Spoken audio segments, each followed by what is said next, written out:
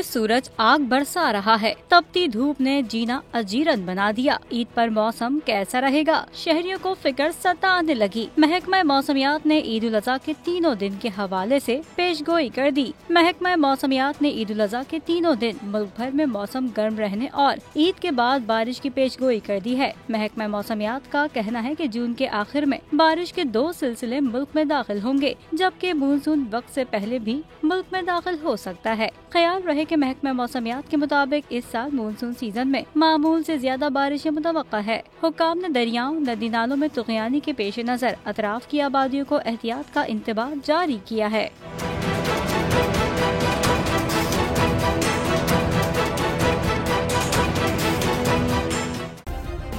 Subscribe करें और bell दबाएं ताकि कोई खबर रह न जाए।